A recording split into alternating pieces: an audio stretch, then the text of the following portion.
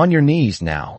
The command cut through the late afternoon heat as Naomi Carter eased her superbike to a stop on the shoulder of Interstate 85. The engine's low growl fading into the sharp chorus of sirens and passing traffic rushing at 70 miles per hour. Wind whipping strands of her hair against the matte black helmet she slowly removed with steady hands. She didn't argue, didn't raise her voice, just looked up as red and blue lights flickered across the polished chrome, across her face, across the tents. Expressions of 3 officers approaching like they had already decided who she was. The asphalt beneath her boots radiated heat from the long southern sun, the air thick with the faint scent of burned rubber and gasoline. And somewhere behind her a car door slammed, followed by the soft click of a body cam activating. A detail she noticed without reacting, because noticing things had always been part of who she was. "Step away from the bike," one officer said, his tone controlled but edged with something colder, something practiced, as if this moment had already played out in his mind before it even began. Naomi stepped back, slow and deliberate, placing her gloves on the seat, her movements precise, almost measured, the kind of calm that didn't match the tension building around her, and that mismatch made the officers exchange a glance that said more than words ever could.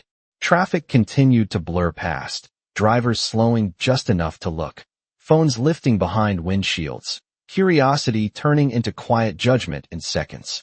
"License and registration," the lead officer added, his eyes scanning the bike, the custom frame, the spotless finish, the kind of machine most people assumed came with a story they already believed. Naomi reached into her jacket carefully, every motion visible, every second stretching just a little longer than it should, and handed over her ID without a word, her gaze steady, unreadable, not challenging, not submissive, just present. The officer took it, glanced down, then back up at her, something flickering across his face that he quickly masked. "Where'd you get this bike?" Another officer asked, circling slightly, his boots scraping against the gravel shoulder, his tone lighter, but carrying an edge that wasn't curiosity. Naomi didn't answer right away. She simply looked at him, then at the bike, then back again, as if weighing whether the question itself deserved a response. The silence stretched, thick and uncomfortable, broken only by the distant hum of engines and the faint crackle of a radio clipped to a uniform. "Ma'am, I asked you a question." Naomi inhaled slowly, the kind of breath that grounded more than just her body, and spoke in a calm, even voice that didn't rise to meet their tension. "You can run the plate." It wasn't defiance. It wasn't explanation. It was something else entirely. The officers exchanged another look, this one sharper, less patient. One of them reached for his radio, pressing the button with a practiced motion. "Dispatch, run a plate." He began, reading off the numbers, his voice steady, routine, like this was just another stop, just another story unfolding the way it always did. Naomi stood still, hands visible, posture relaxed, her eyes drifting for a brief second toward the horizon where the highway disappeared into heat waves, then back to the officers, her expression unchanged. The wind shifted, carrying a brief lull in the traffic noise, and in that quiet pocket of time, something subtle passed through the scene, something no one named, but everyone felt. The radio crackled back to life, static first, then a voice, slightly sharper than before. "Confirm that plate, repeat the registered name." The officer frowned slightly, repeating it, slower this time, as if the words themselves had suddenly gained weight. Naomi didn't move. She didn't smile. She didn't react at all. She just stood there, calm in a way that didn't fit the moment, like she had already seen how this would end, even if they hadn't yet. The officer holding the radio tilted his head slightly as if he had misheard something, his brows tightening while the static cleared and the dispatcher's voice came through again, slower this time, more deliberate, asking him to confirm the name once more, and that hesitation, that fraction of a second where certainty cracked, did not go unnoticed by Naomi, who remained exactly where she was, hands relaxed at her sides, shoulders squared but not tense, her breathing even as the wind shifted again and carried the distant hum of an 18-wheeler passing in the far lane. The lead officer glanced down at her identification, then back at her face, searching for something that would fit the version of events he had already constructed, but her expression offered nothing he could use, no defensiveness, No fear, just a quiet steadiness that made the moment feel strangely off balance. "Dispatch, confirm," he said into the radio, his voice no longer as routine as before, and behind him one of the other officers shifted his weight, gravel crunching under his boots, his earlier confidence fading into a watchful silence, as if he, too, sensed that the situation was no longer as simple as it had seemed a minute ago. Naomi's eyes moved briefly to the patrol car, the reflection of the flashing lights pulsing across its hood, then to the small camera clipped to the officer's chest, then back to his face. Each glance measured, each detail absorbed, the way someone trained to read a room without speaking might do. And that quiet observation created a space where the officer's assumptions began to feel exposed even if no one said it out loud. "Ma'am, you said run the plate," the second officer muttered, softer now, less certain, as if repeating her words had changed their meaning, and Naomi gave a slight nod, not a challenge, not an explanation, just acknowledgement, the kind that carried weight without volume.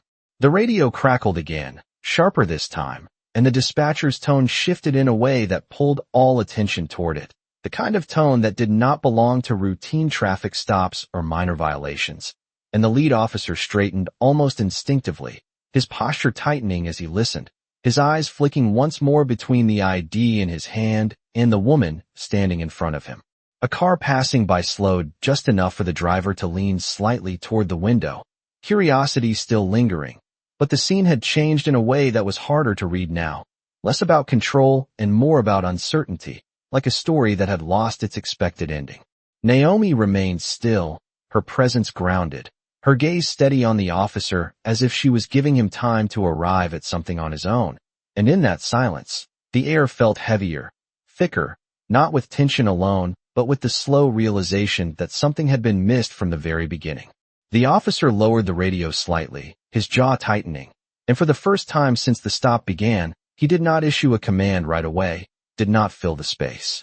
With authority, and that absence of immediate control said more than any words could have, because it revealed a shift that could not be reversed, a moment where assumption met reality and found itself unprepared. Naomi spoke again, her voice calm, almost quiet against the noise of the highway, but clear enough to cut through the hesitation. "You should listen carefully." It was not a warning. It was not a threat. It was a simple statement, delivered without urgency, and somehow that made it carry more weight than anything louder could have, because the officers were no longer responding to a situation they controlled. They were standing inside one they did not fully understand, and that difference was beginning to show in the way they looked at her, in the way they held themselves, in the way the flashing lights no longer felt like certainty, but like questions waiting for answers. The radio went completely silent for half a second, not the usual static-filled pause, but a clean, deliberate break that made every sound around them feel louder. The rush of traffic, the ticking of a cooling engine, the faint flutter of a loose sleeve in the wind, and then the dispatcher came back, voice firm. No hesitation this time, no room for interpretation, confirming the identity tied to the plate and repeating the name in full. Naomi Carter, with a tone that carried recognition instead of routine, and that single shift landed harder than any raised voice ever could. The lead officer did not speak right away, his grip on the identification loosening just slightly as his eyes moved from the card in his hand to the woman in front of him, really looking now, not scanning, not judging, just seeing, and for the first time the pieces in his mind did not fit the way they had a minute ago. Behind him, the second officer lowered his hand from the radio without realizing it, his posture changing in small, almost invisible ways, the kind that happened when certainty gave way to something else, something quieter and far less comfortable. Naomi did not move, but the stillness around her felt different now, no longer passive, no longer waiting, but grounded, like the center of something they had stepped into without understanding. A truck roared past in the far lane, wind pushing against them, and the flashing lights reflected again across the surface of the bike. But even that familiar rhythm seemed out of place now, like it belonged to a different moment that had already passed. "Dispatch," the lead officer said, his voice lower, controlled, but no longer authoritative in the same way. "Confirm status." And the response came back immediately, clear, precise, identifying her not just by name but by role, by position, by something that carried weight far beyond the shoulder of a highway, and the word agent settled into the air between them like a line that could not be crossed back over. The officer's shoulders shifted, not a full step back, not yet, but enough to show that something inside him had recalibrated, and he handed the identification back to Naomi with a motion that was careful now, measured in a way it had not been before. Naomi took it without rushing, her fingers steady, her expression unchanged, but there was a quiet clarity in her eyes, not triumph, not anger, just the simple presence of someone who had expected this moment to arrive exactly when it did. "Ma'am," the second officer began, then stopped, the word catching halfway between habit and realization, and that unfinished sentence lingered in the space like an echo of everything they had assumed. Naomi slid the identification back into her jacket, her gaze moving briefly between them, not accusing, not dismissive, just steady. And in that steadiness there was something heavier than confrontation, something that made the silence stretch longer than anyone was comfortable with. The lead officer finally spoke again, but the tone had shifted, stripped of the edge it carried before, replaced by something more deliberate, more aware. "We are going to need to clarify a few things," he said.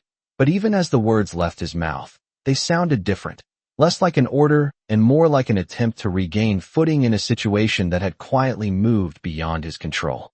Naomi tilted her head just slightly, the smallest acknowledgement, and for a brief second the world narrowed to the three of them standing on the shoulder of a busy interstate, the noise of everything else fading into the background, because what mattered was not the stop, not the bike, not even the radio call. It was the moment of recognition that had just happened, the moment where they realized they had not been dealing with who they thought they were.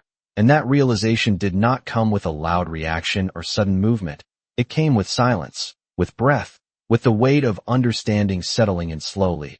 And Naomi let that silence remain, because sometimes the loudest thing a person could do was simply allow others to see what they had missed. The words hung there for a moment, not because they were unclear, but because no one seemed ready to respond to what they now understood, and the highway kept moving like nothing had changed, cars slicing past at full speed, sunlight bouncing off windshields. The ordinary world continuing, while something quiet and irreversible settled between the three of them. The lead officer shifted his stance, not stepping back, but no longer leaning forward either, his posture caught in between authority and reconsideration, and when he finally spoke again, his voice carried a different weight, stripped of assumption, more careful, more aware of the space he now stood in. "Agent Carter," he said, the title landing differently than anything before it. Not loud, not formal, but enough to redraw the line of the moment, and Naomi's eyes met his without change, without reaction, as if the name had always been there whether he used it or not.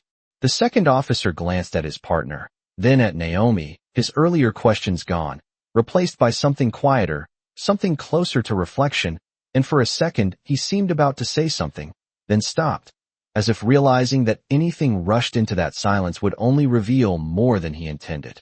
Naomi adjusted her jacket slightly, a small movement, deliberate, composed, her fingers brushing the fabric as if grounding herself in something familiar, and then she looked past them briefly, out toward the long stretch of road disappearing into heat and distance, before returning her attention to the present, to the two men standing in front of her who were now seeing something they had not seen before. "You said you needed to clarify things," she said calmly, her voice even, not pressing, not challenging, just continuing the thread they had started, and the officer nodded once, slower this time, as if acknowledging not just her words but the shift that had already taken place. "Yes, ma'am," he replied, then paused, correcting himself almost immediately. "Agent." The adjustment small but meaningful, and in that correction there was an admission that did not need to be spoken outright. A breeze moved through again, softer now, lifting the edge of a roadside sign, carrying the faint smell of dust and asphalt, and the flashing lights still pulsed behind them, but they no longer felt like control, more like a reminder of how quickly control could be misplaced. The officer gestured lightly toward the bike, not accusing, not suspicious, simply referencing it as part of the situation they were still standing in. "We received a report about a vehicle matching this description," he said, choosing each word carefully, aware now of how easily words could shape a narrative before facts ever arrived. And Naomi listened without interruption, her gaze steady, giving him the space to finish, to say it properly this time. When he stopped, she nodded once, a quiet acknowledgement, then spoke with the same measured calm she had held from the beginning. "And you acted on that," she said, not as a question, but as a statement, one that neither blamed nor excused, just placed the truth where it belonged. The second officer exhaled slowly, a breath he had been holding longer than he realized, and looked down briefly at the ground before lifting his eyes again, the earlier edge in his posture gone, replaced by something closer to awareness, and that shift, subtle as it was, carried more weight than any apology could have in that moment. Naomi took a small step toward her bike, not rushing, not signaling departure, just moving within the space as it had now been redefined, and the officers did not stop her, did not speak, because they understood, even if only partially, that the moment was no longer about control or suspicion, it was about recognition, about the quiet realization that what they had seen at first glance had never been the full picture, and that realization lingered in the air, steady and undeniable, as Naomi rested her hand lightly on the handlebar, the metal still warm from the sun, her reflection faintly visible in its surface, clear and undistorted in a way the moment itself had not been until now. Naomi's hand rested on the handlebar for a moment longer than necessary, not because she was unsure, but because she understood something the officers were only beginning to feel, that the moment was not over just because the facts had shifted.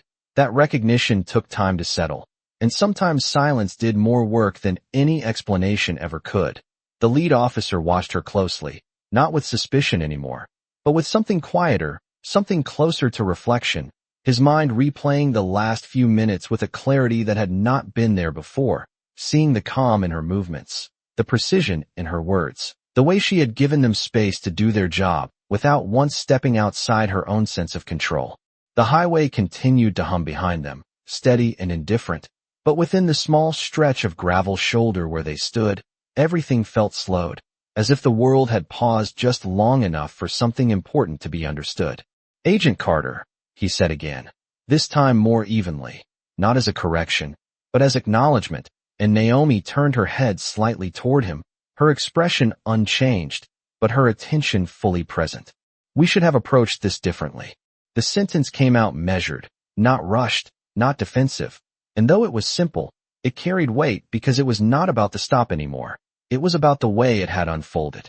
Naomi studied him for a brief second, not judging, not searching for fault, just listening in the same quiet way she had from the beginning, and then she gave a small nod, not agreement, not dismissal, just recognition of what had been said. The second officer shifted beside him, his earlier confidence replaced by a stillness that suggested he was thinking more than speaking now, and when he finally did speak, his voice was lower, more careful. "We saw the bike, the speed, the report," he said, then paused, as if realizing that listing reasons did not quite explain what had happened. Naomi's gaze moved between them, steady, patient, allowing the thought to finish on its own. "You saw a pattern," she said quietly, her voice even, not accusatory, just precise, placing the truth where it belonged without raising it above the moment. The words settled between them, simple but undeniable, and neither officer argued, because there was nothing in her tone that invited resistance, only reflection. A car passed more slowly this time, the driver's eyes lingering a second longer, sensing the shift without understanding it, and then moving on, leaving the three of them standing in a space that no longer belonged to the first version of the story. Naomi lifted her helmet from the seat, turning it slightly in her hands, the glossy surface catching the late afternoon light, and for a brief moment her reflection appeared again, clear and centered, not distorted by flashing lights or assumptions.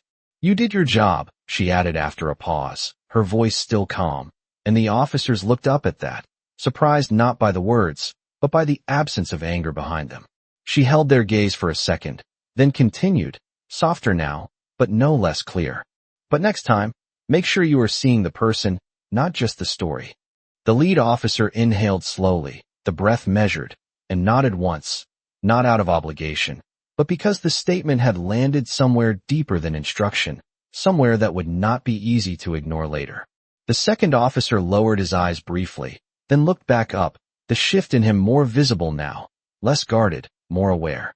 Naomi set the helmet back in place, her movements unhurried, her presence steady, and in that quiet sequence of actions, there was no need for anything louder, no need for escalation or resolution, because the moment had already done what it needed to do. It had revealed something, not just about who she was, but about what they had chosen to see, and what they had missed, and as she stood there beside her bike, the air felt different, not lighter, not heavier, just clearer, like something had finally come into focus. Naomi fastened the strap beneath her helmet with a slow, deliberate motion, her fingers steady against the warm air as the last threads of the moment settled into place. And for a second, she did not move, not because she hesitated, but because she understood something the officers were still processing, that what had just happened would not end when she rode away, that it would stay with them in quieter moments later, when the noise was gone, and the certainty they once held did not return the same way. The lead officer stepped back half a pace, not out of fear, not out of formality, but because space had shifted, and he recognized it without needing to name it, his hands resting loosely at his sides instead of near his belt, his posture no longer projecting control, but carrying awareness, and when he spoke again, his voice was softer, more grounded. "You are clear to go," he said, and the words were simple, routine even, but they carried a different tone now, not dismissal, not authority, just acknowledgement of a moment that had changed shape. Naomi nodded once, a small movement that did not linger, then turned slightly toward the bike, her boots crunching lightly against the gravel, the sound sharp against the constant hum of the highway, and as she swung one leg over the seat, the machine seemed to settle beneath her like something familiar, something that did not question her, did not assume, just responded to her presence without hesitation. The second officer watched her for a moment longer, his gaze thoughtful, as if trying to understand not just who she was, but how quickly everything had shifted, and he glanced at his partner, then back at her, the question he had not asked earlier still lingering somewhere behind his eyes. But now it was not curiosity about the bike or the stop, it was something deeper, something about how easily a moment could be shaped by what someone believed before they ever saw the truth. Naomi placed her hands on the grips, her fingers wrapping around them with practiced ease, and the engine came to life beneath her with a low, controlled rumble, not loud, not aggressive, just steady, like everything else about her, and the vibration traveled through the frame, through the seat, into the air around them, blending with the distant rush of traffic until it became part of the background again. She looked ahead down the stretch of road, the horizon wavering slightly in the heat, then paused, just for a breath, and turned her head back toward the officers, her visor still lifted, her eyes clear, present. "Take care out here," she said, her voice calm, not formal, not distant, just human, and for a moment neither officer responded, not because they had nothing to say, but because the simplicity of the words carried more weight than anything else they might have added. The lead officer gave a small nod, slower this time, more deliberate, and the second officer followed a second later, the gesture almost instinctive, and in that quiet exchange there was something unspoken, something that did not need to be resolved, only recognized. Naomi lowered her visor, the soft click sealing the space around her, and as she eased the bike forward, the gravel shifted beneath the tires before giving way to smooth asphalt, the motion fluid, controlled, and within seconds she was merging back into the flow of traffic, the red and blue lights fading behind her, becoming smaller in the mirror until they were just another flicker on the edge of the road. The officers remained where they were, standing on the shoulder, the sirens now silent. The scene returned to something ordinary on the surface, but neither of them moved right away, because what had changed was not visible in the road or the passing cars. It was something quieter, something internal, the kind of shift that did not announce itself but stayed, waiting to be remembered the next time a moment like this began. And as the sound of her engine disappeared into the distance, the highway carried on, but the silence she left behind felt different, not empty, but full of something they would not easily forget. The sound of the engine faded into the distance, swallowed by the steady rhythm of the interstate, and for a moment the space Naomi left behind felt larger than it should have, like something had been removed that the officers had not realized they were holding onto. The lead officer stood still, his eyes fixed on the stretch of road where she had disappeared, not watching her anymore, but replaying the moment in his mind. Each detail sharper now than it had been when it was happening. The calm in her voice, the way she had not rushed to explain herself, the way she had let the truth arrive on its own time. The flashing lights behind him continued to pulse, but they no longer felt urgent, just repetitive, almost out of sync with the stillness settling inside him. And after a few seconds he reached up and turned them off, the sudden absence of color leaving the scene quieter, more exposed. The second officer shifted beside him, glancing at the now silent light bar, then back at the road, his expression thoughtful in a way that did not come easily, his earlier certainty replaced by questions he had not expected to ask. "I thought we had it right," he said finally, his voice low, not defensive, just honest, and the lead officer did not answer immediately, his gaze dropping briefly to the gravel at his feet before lifting again, as if the answer required more than words. "We followed the report," he replied after a moment. But even as he said it, the sentence felt incomplete, like it explained the action but not the outcome. The wind moved across the shoulder again, lighter now as the day began to lean toward evening, carrying the faint hum of tires and distant horns, and in that quieter space the absence of Naomi's presence became more noticeable, not because she had been loud, but because she had been steady, and that steadiness had shifted something neither of them could ignore. The second officer exhaled slowly, rubbing the back of his neck, his eyes narrowing slightly as he looked out at the passing cars.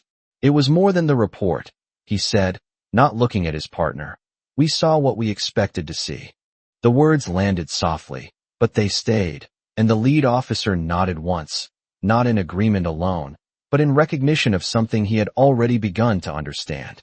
A car slowed briefly as it passed, the driver glancing over, then moving on, unaware that anything beyond a routine stop had taken place, and that contrast between what the moment looked like and what it had become made the silence feel heavier.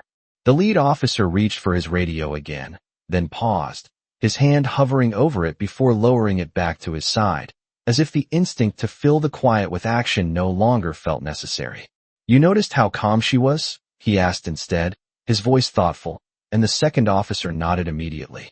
"Yeah," he said, not like someone trying to explain their way out of something. The lead officer looked down the road once more, the horizon stretching wide and open, then spoke quietly, almost to himself, because she did not need to. The realization settled in fully now, not as a sudden shock, but as something clearer, something that would not fade once they drove away. The second officer shifted his weight again, then glanced back at the patrol car, the empty space where the flashing lights had been now just a reflection of the sky. "What happens next time?" he asked, and this time the lead officer did not hesitate. He turned slightly toward him, his expression steady, grounded in something new. "Next time," he said, "we ask first." The words were simple, but they carried more weight than any protocol or procedure, because they were not about policy. They were about perspective, about choosing to see before deciding. And as they stood there on the side of the highway, the moment no longer felt like something that had ended.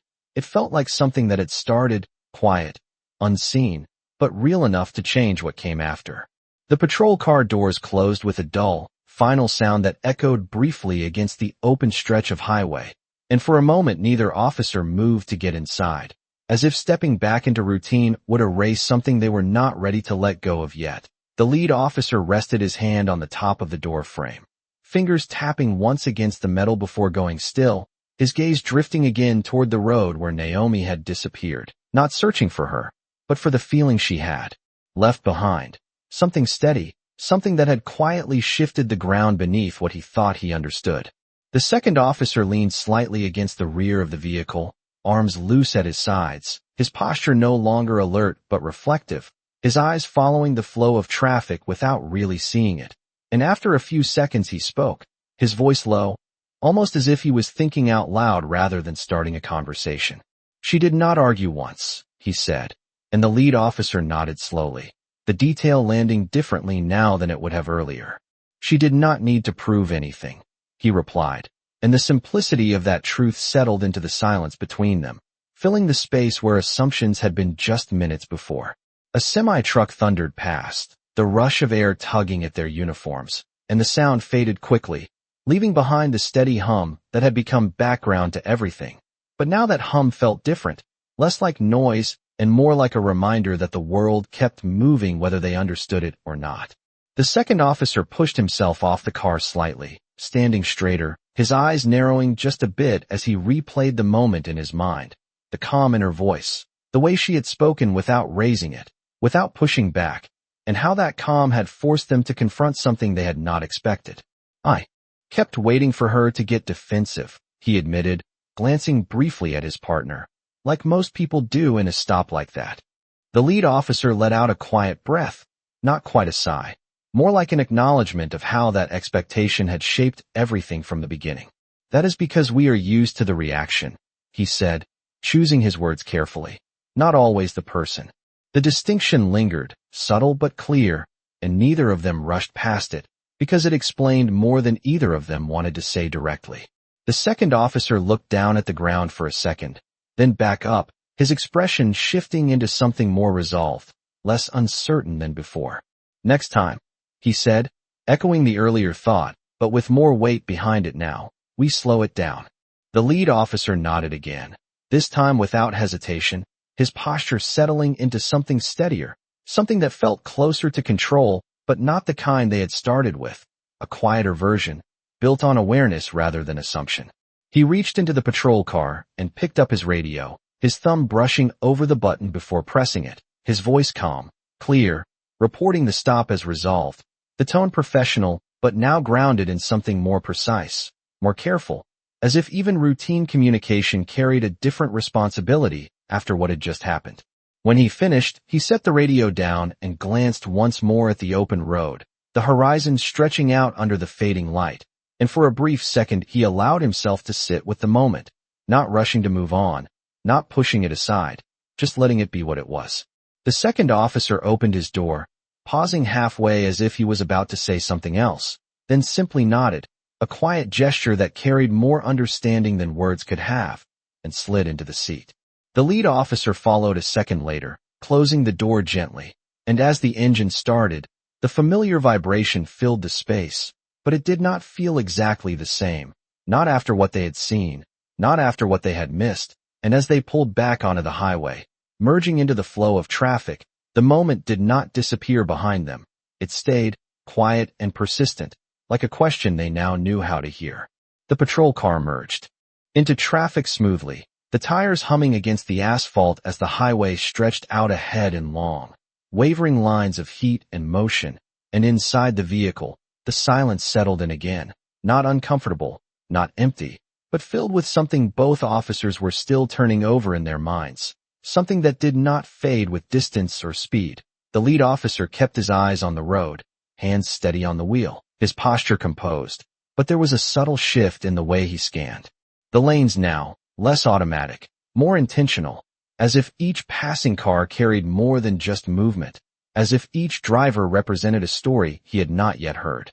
The second officer sat angled slightly toward the window, watching the blur of vehicles slide past, his reflection faint in the glass, overlapping with the world outside, and for a moment he focused on that reflection, on the uniform, the badge, the shape of authority he had worn without question, and how quickly that shape had been challenged by something as simple as a calm voice and a moment of patience.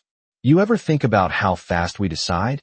he asked quietly, not turning away from the window, his tone thoughtful, almost distant, and the lead officer did not answer immediately, his gaze fixed ahead, the road demanding attention but not all of it.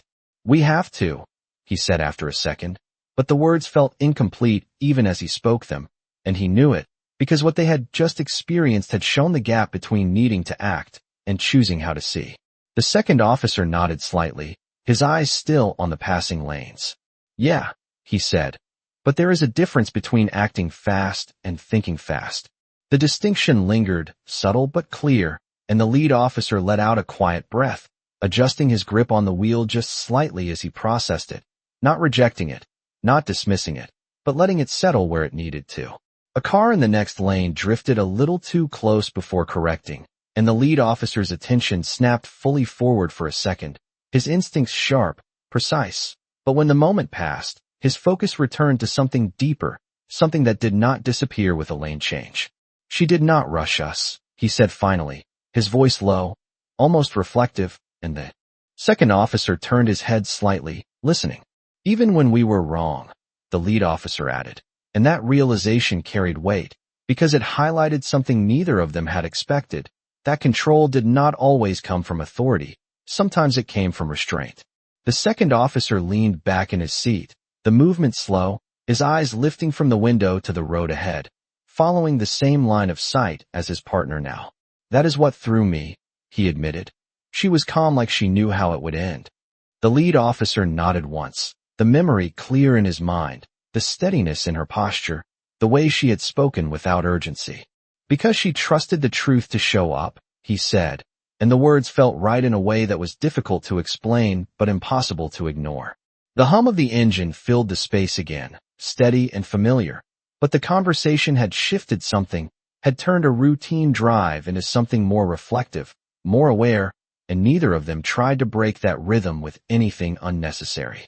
A few miles passed in silence, the landscape changing slightly, the lights softening as the afternoon leaned toward evening, and then the second officer spoke again, quieter this time, but more certain. "I do not want to miss that again," he said, not specifying what that was, because he did not need to, and the lead officer understood immediately. He kept his eyes on the road, but his expression settled into something more grounded, more deliberate. "Then we do not," he replied simply, and the simplicity of the answer carried more commitment than anything more complex could have, because it was not about changing everything at once. It was about changing how they began, how they saw, how they listened. The highway continued to stretch ahead, endless and moving. But inside the patrol car, something had slowed down, something had shifted into focus, and as they drove forward, the moment behind them did not fade into the past. It moved with them, quiet and steady, shaping what would come next. The patrol car rolled past a highway sign that flickered in the fading light, green letters blurring for a second before disappearing behind them, and inside the vehicle, the quiet had changed again, no longer just reflective, but focused, like something had settled into place that neither of them could ignore now.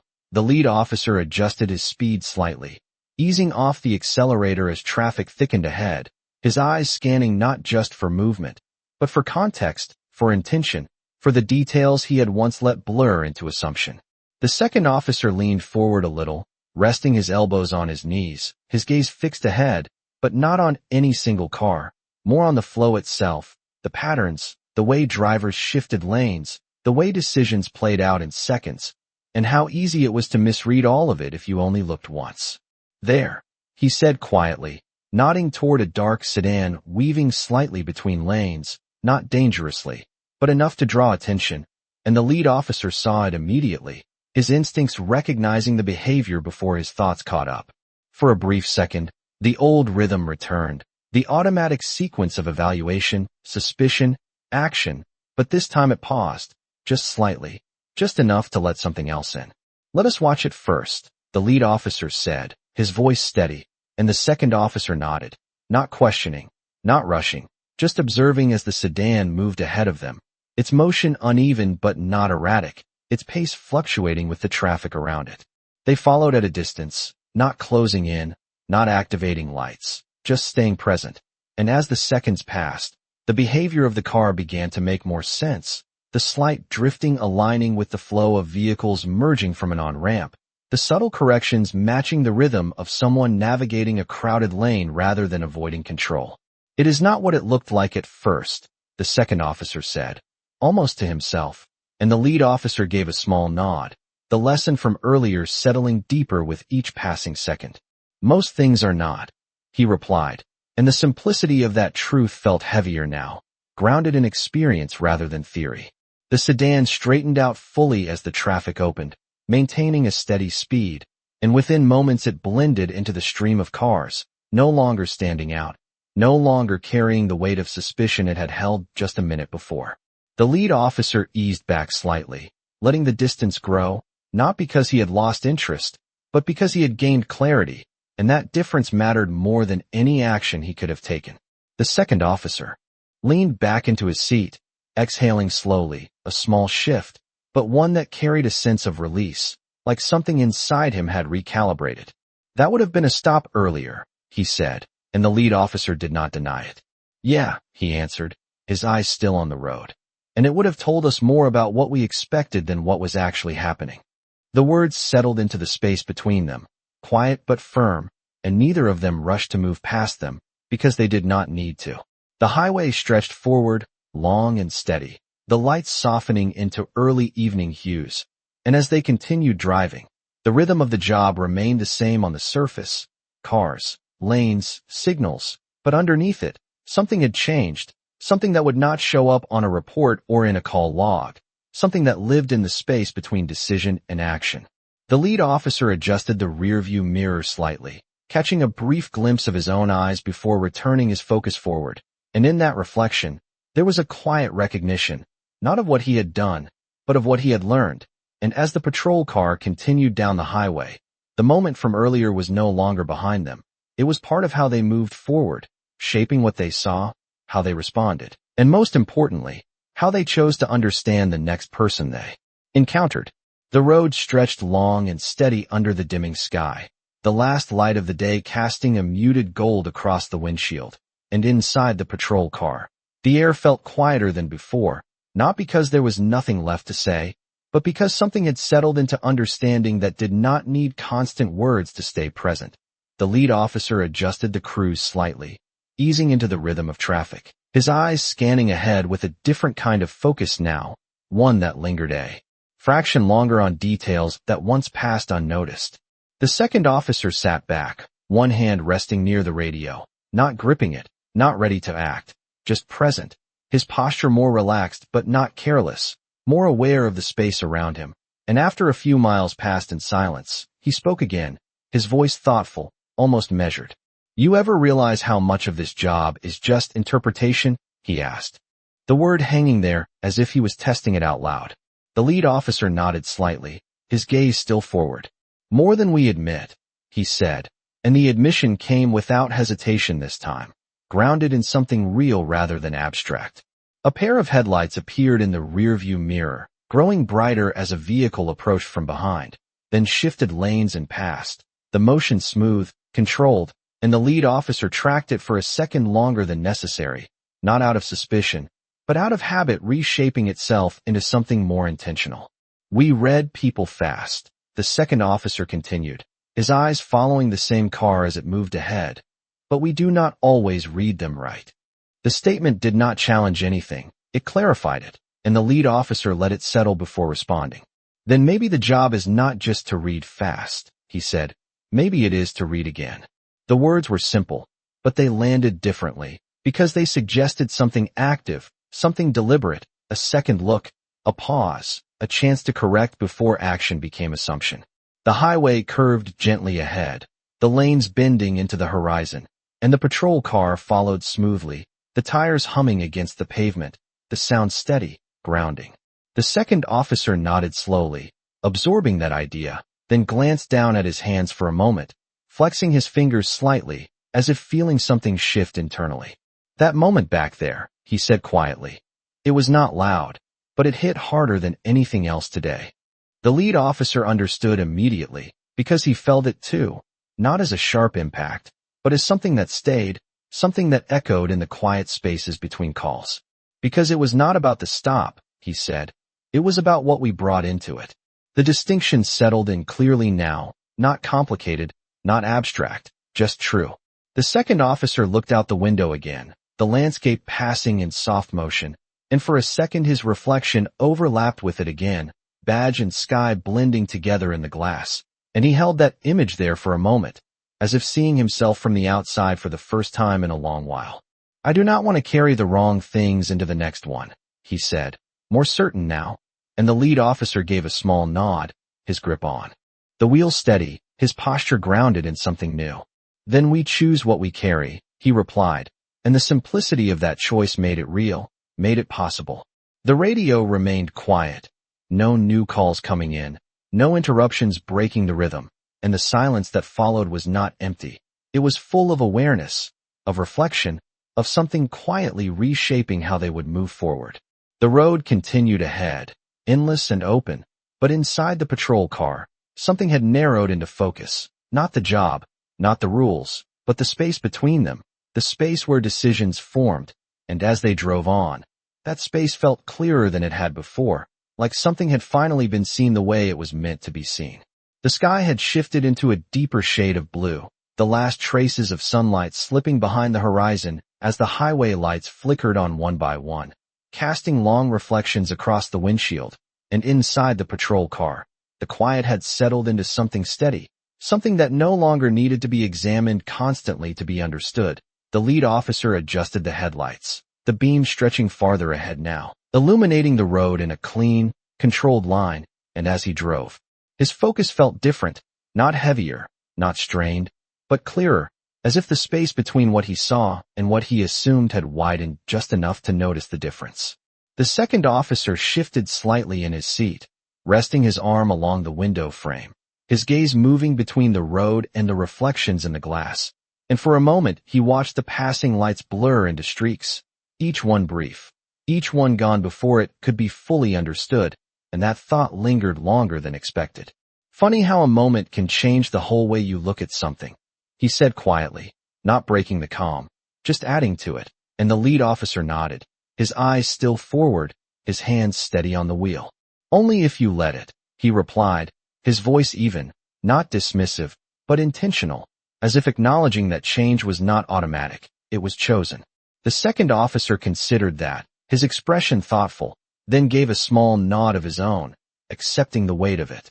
A vehicle passed them on the left, its headlights sweeping briefly across the interior before fading ahead, and for a second the cabin filled with that shifting light, illuminating their faces, their uniforms, then returning to the steady glow of the dashboard. And in that brief flash, the second officer caught his own reflection again, clearer this time, less blended with the outside world, more defined.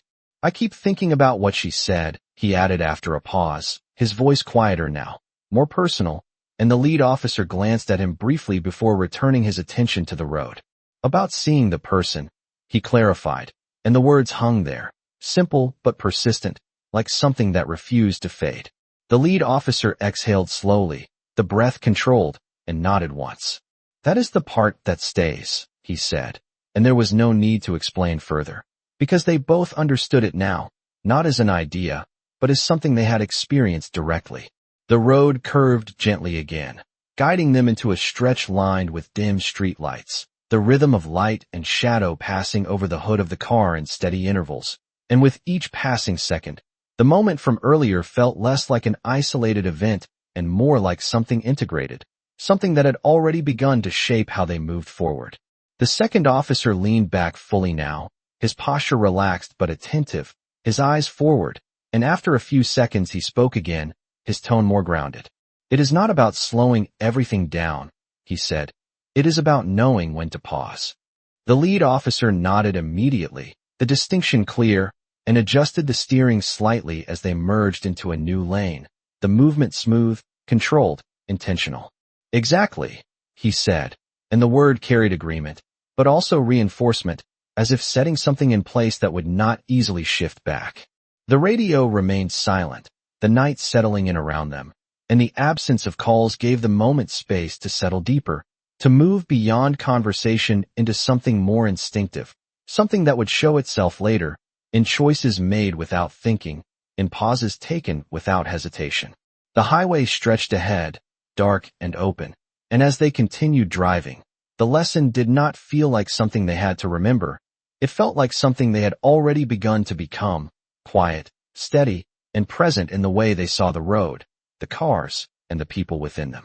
The highway stretched endlessly into the night, a ribbon of dark asphalt lined with steady beams of light, and inside the patrol car, the world had quieted into something almost still, not because nothing was happening, but because everything that mattered had already unfolded. The lead officer kept his hands steady on the wheel, his posture relaxed but attentive, his eyes moving across the road with a clarity that no longer rushed ahead of itself, and beside him, The second officer sat in silence, not searching for words, not needing to fill the space, just present in a way that felt different from before. The hum of the engine, the soft rhythm of tires against pavement, the occasional sweep of headlights passing in the opposite direction, all of it blended into a steady backdrop, and within that rhythm, something simple but lasting had taken root. A few miles passed without a word, and then the second officer spoke, his voice low, almost reflective. "You think she knew?" he asked, not specifying what he meant, because he did not have to, and the lead officer understood immediately. He thought for a moment, his gaze fixed on the road ahead, then gave a small nod. "Yeah," he said quietly, "I think she did." The answer settled into the air, not heavy, not dramatic, just real, and after a second, he added, "But she let us get there on our own." The second officer exhaled softly, leaning his head back against the seat, the weight of that realization landing deeper than anything they had said before. "That is the part one cannot shake," he admitted. "She could have shut it down right away." The lead officer nodded again, his expression calm, thoughtful. "She did not need to prove anything," he said, repeating the truth that had followed them since the moment ended, and this time it felt complete, fully understood. The road curved gently, leading them onto a quieter stretch where the traffic thinned and the night opened up around them, the sky darker now, the stars just beginning to show through the fading glow of the city behind them. The second officer looked out the window, watching the lights drift by, his reflection faint but steady, and after a moment, he spoke again, softer this time. "She did not change the stop," he said. "She changed how we see it." The lead officer let that sit for a second, then nodded, his grip on the wheel steady, grounded. "And that changes everything after it," he replied, and there was no need to say more, because the meaning was clear, not just in words, but in the way they had already begun to move differently, think differently, see differently. The patrol car continued forward, the road unfolding in front of them, mile after mile, and the moment from earlier no longer felt like something separate. It felt like part of the drive itself, part of the job, part of who they were becoming without even trying. The radio remained quiet, the night steady, and as they drove on, there was no dramatic ending, no final statement, just the quiet understanding that something had shifted in a way that would stay with them long after the lights, the sirens, and the highway had faded into memory. She did not change the world. She changed how two people saw it, and that was enough.